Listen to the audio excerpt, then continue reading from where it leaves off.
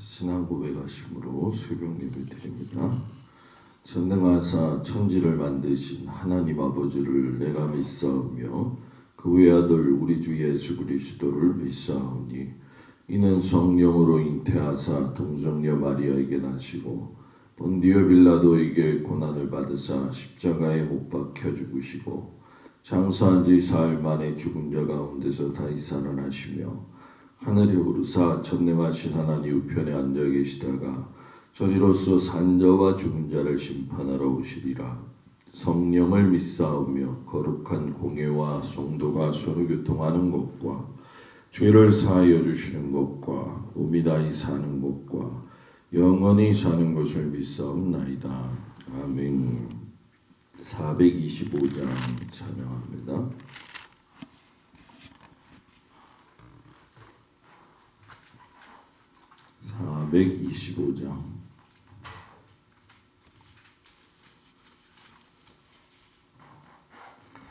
주님의 뜻을 이루소서.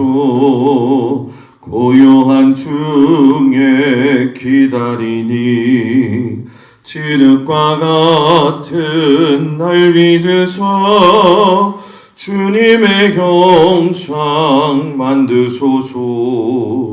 주님의 뜻을 이루소서.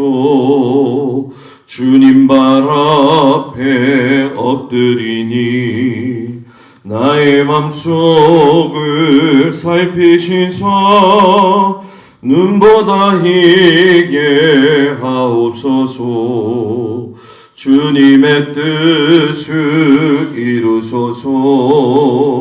병들어 몸이 피곤할 때 권능의 손을 내게 펴사 강건케 하여 주옵소서. 주님의 뜻을 이루소서. 온전히 나를 주장하사 주님과 함께 동행함을 만민이 알게 하옵소서. 아멘. 하나님 말씀은 이사야서 13장부터 17장까지 말씀인데요. 말씀을 이사야서 13장 1절에서 5절까지 말씀 보고 17장에서 1절에서 17장 12절에서 14절을 보도록 합니다. 먼저 13장 1절에서 5절 말씀, 이사야서 13장 1절에서 5절까지 말씀을 다 같이 한 목소리로 봉독합니다. 아모스의 아들 이사야가 바벨론에 대하여 받은 경고라. 너희는 민둥산 위에 기치를 세우고 소리를 높여 그들을 부르며 손을 흔들어 그들을 존귀한 자의 문에 들어가게 하라. 내가 거룩하게 구별한 자들에게 명령하고 나의 위엄을 기뻐하는 용사들을 불러 나의 노여움을 전하게 하였느니라. 산에서 무리의 소리가 나며 많은 백성의 소리가 같으니 곧 열국 민족이 함께 모여 떠드는 소리라. 만군의 여호와께서 싸움을 위하여 군대를 검열하시리로다. 무리가 먼 나라에서 하늘 끝에서 왔으며 곧 여호와와 그의 진노의 병기라. 온 땅을 멸하러 함이로다. 아멘. 17장 12절에서 14절 말씀 다 같이 읽습니다. 슬프다 많은 민족이 소동하였으되 바다 파도가 치는 소리같이 그들이 소동하였고 열방이 충돌하였으되 큰 물이 몰려옴 같이 그들도 충돌하였도다. 열방이 충돌하기를 많은 물이 몰려옴과 같이 하나 주께서 그들을 꾸짖으시리니 그들이 멀리 도망함이 산에서 겨가 바람의 앞에 흩어진 같겠고 폭풍 앞에 떠도는 티끌 같을 것이라. 보라 저녁에 두려움을 당하고 아침이 오기 전에 그 그들이 없어졌나니 이는 우리를 노력한 자들의 몫이요 우리를 강탈한 자들의 보응이니라. 아멘. 오늘도 주님 앞에 한 성도들을 축복합니다. 이사야서 13장 17장까지는 여러 나라들에 대한 하나님의 심판의 예언이 나와 있는 말씀이에요. 이 글을 쓴 이유는 하나님이 세계를 다스리시고 움직이시는 분이다라고 하는 것을 강조하기 위함이죠. 남유다가 하나님의 그 통치를 갖다가 거부를 하게 되면서 아람과 북이스라엘의 침략을 막기 위해 아수르에게 도움을 청하게 되죠. 그때 이 문제 때문에 아수르는 전쟁을 할 수 있는 명분을 얻게 되어지고 마치 정의의 사도처럼 북이스라엘과 아람을 갖다가 공격해서 멸망을 시키고 그 상황 속에서 이제 아하스가 다스리고 있었던 그 남유다도 조공을 받고 칠 수 있는 빌미를 주게 되어지죠. 그래서 하나님께서 북이스라엘을 완전하게 멸망시키면서 주변에 있는 그 나라들에 대한 그 경고까지 한꺼번에 함께 하시는 말씀이 바로 오늘 이 말씀이죠. 이 말씀은 17장에서 끝나는 게 아니라 23장까지 되어지는데 바벨론부터 시작해서 아수르라든가 또 도시국가였던 블레셋, 형제국가였던 모압, 그리고 아람과 애굽과 구스, 에돔, 아라비아, 두로까지 다 포함이 되어지는 아주 대단히 긴 말씀이죠. 그래서 이 이방 민족들에 대한 말씀은 이사야만 외친 게 아니라 동시대하고 연결시켜지면서 그 이후로도 보면 아모스 선지자라든가 예레미야 선지자라든가 에스겔 선지자가 계속 연이어서 강조를 하는 말씀이에요. 그래서 성경을 읽을 때 조금 좀 복잡하지만 그냥 머릿속에 기억할 거는 여러 선지자가 여러 나라에 대해서 경고했구나. 그 말씀의 첫 번째 대상이 누구였느냐 하면 바벨론이었죠. 하나님이 아수르든 바벨론이든 하나님의 도구로 사용하셨지만은 이 바벨론도 결국은 하나님 앞에 쓰임받고 나서 심판받게 될 것이다. 왜냐하면 그들이 향한 모든 것들은 실상 그들이 잘나서 사용한 게 아니라 하나님이 주권적으로 사용을 하셨는데 그걸 알지 못했다는 거죠. 그래서 교만한 그 나라를, 오만한 그 나라를, 강포한 그 나라를 내가 가만히 두지 않으신다고 하시면서 은금도 풍부하지만 은금이 그들을 살려주지 못할 것이다 라고 이야기를 하셔요. 그러면서 우리가 잘 아는 것처럼 바벨론은 페르시아 제국에 의해 가지고 완벽하게 이제 멸망이 되어지죠. 그리고 이사야 선지자가 이 남유다 백성들이 바벨론에 끌려가서 이제 오늘 저녁에 여러분들이 70년 징계에 대한 이야기를 듣게 되지만은 70년 동안 바벨론에서 포로 생활을 하고 나서 너희가 다시 예루살렘으로 귀환할 것이다 라면서 14장에 가서 그 말씀을 하고 계시죠. 그러면서 그걸로 끝나는 게 아니라 너희들이 귀환하게 되어지면 다시 부르게 될 노래까지도 예언을 하고 계셔요. 그래서 이 이사야서 14장 4절 5절에 보게 되면 너는 바벨론 왕에 대하여 이 노래를 지어 이르기를 하시면서 승전가로서의 의미를 가진 이 노래를 부르게 하시죠. 근데 실상 여러분 우리가 이 말씀을 지금 받고 있는 남유다 백성들이 완전히 해방된 것이냐? 해방되진 않았거든요.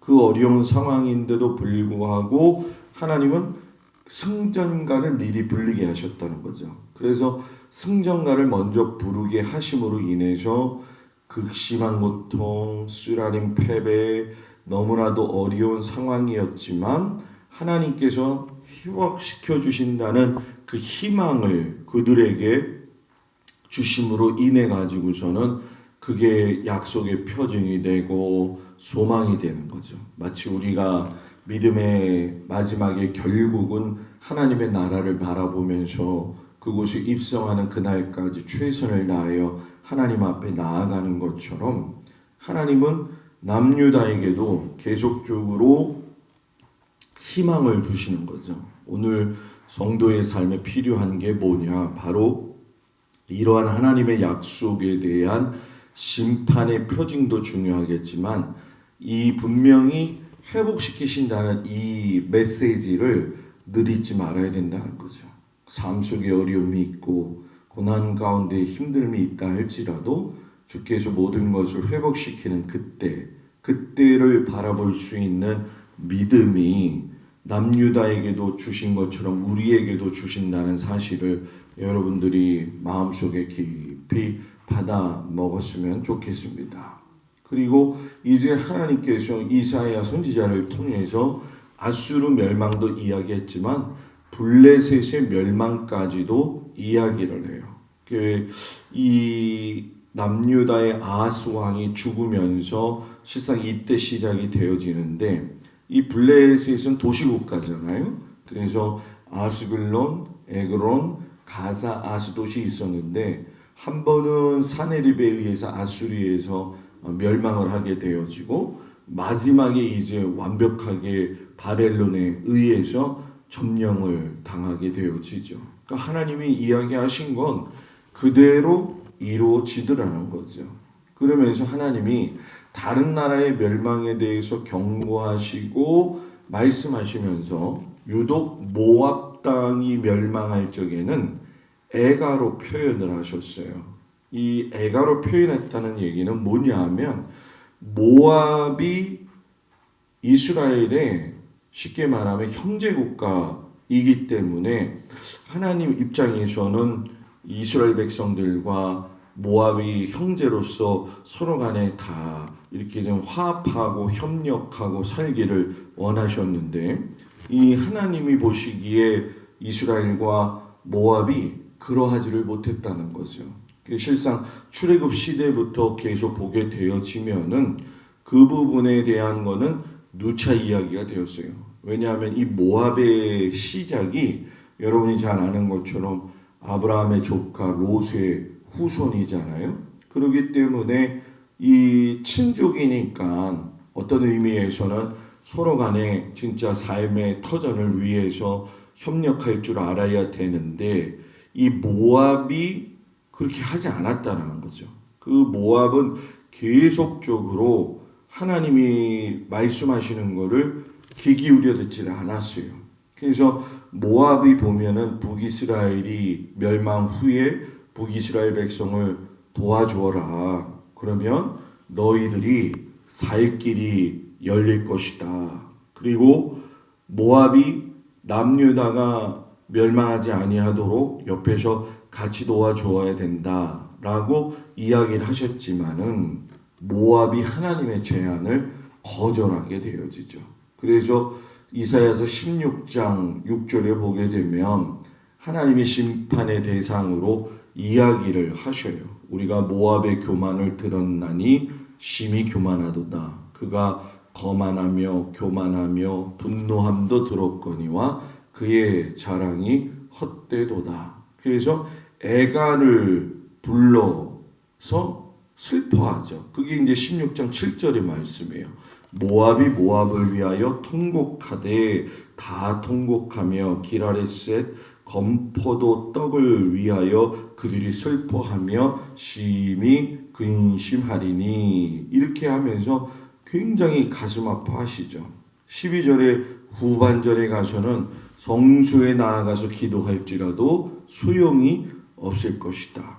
그러니까 이 얘기는 뭐냐면 모압이 멸망하지 않기 위해서 그들의 방법대로 그들의 우상에게 피곤할 정도로 빌었지만 하나님은 그들이 결국은 그 교만으로 인해서 멸망하게 될 것이다 라고 하는 걸 계속적으로 강조하셨다는 거예요. 그래서 이사야 선지자하고 더불어서 아모스 선지자가 이 모압에 대한 것을 고스란히 같이 선포를 하게 되어져요. 그러니까 우리가 이 말씀을 쭉 보면서 느끼지만 하나님이 이 주변 나라 국가들에 대한 멸망을 이야기하시는 건 단순히 한 나라 한 나라를 멸망시키는 게 아니라 큰 그림 속에서 볼 적에 하나님이 모든 걸 운영하신다는 거죠. 그래서 지금 우리도 깨달아야 될 게 이 세대를 바라보면서 뭐 미국의 상황들, 중국의 상황들, 뭐 엊그제 어제 뭐 나토에 우리나라가 가서 뭐 또 회의하고 우크라이나가 또 전쟁에서 휘말려서 그 상황과 러시아의 이런 모든 문제들이 단순한 문제가 아니라는 거죠. 이런 문제와 맞물려서 보았을 적에는 하나님이 여기서도 교만한 것들에 대해서 심판하시는 것처럼 이 역사의 사건의 마지막의 끝에는 하나님께서 행하시고자 하는 분명한 일이 있다는 거예요. 그래서 이거를 볼 수 있는 눈을 하나님께서는 성경을 통해서 이미 우리에게 뭐예요? 보여주고 계시는 거죠. 그러면서 앞으로 향후에 어떻게 될 부분에 대해서 나라와 민족과 그리고 이 땅의 믿음의 백성들이 위에서 기도해야 된다는 거예요. 그러면서 이 부분을 보게 되면 잘 알지만은 하나님은 모압에게도 그렇고 이 백성들 가운데서도 보게 되면 항상 남는 자, 항상 준비된 자를 통해서 기도하게 하시거든요. 그러니까 우리도 그 역할을 감당해야 되고 그 기도의 지경을 우리 교회에서 더 넓혀서 이제는 뭐 지역사회는 물론이지만 나라와 민족과 더불어서 전 세계를 통해서 움직이시는 하나님의 손길이 주님이 오실 때까지 어떻게 진행되어지는가 이걸 놓고 기도해야 되고 믿음의 안목도 굉장히 넓어져야 되는 것이구나 하는 것을 이 말씀을 통해서 깨닫게 되어지죠. 그럼 이제 그런 마음이 들어요. 아니 목사님 우리가 뭐 그거 기도한다고 해서 그게 뭐 되나요?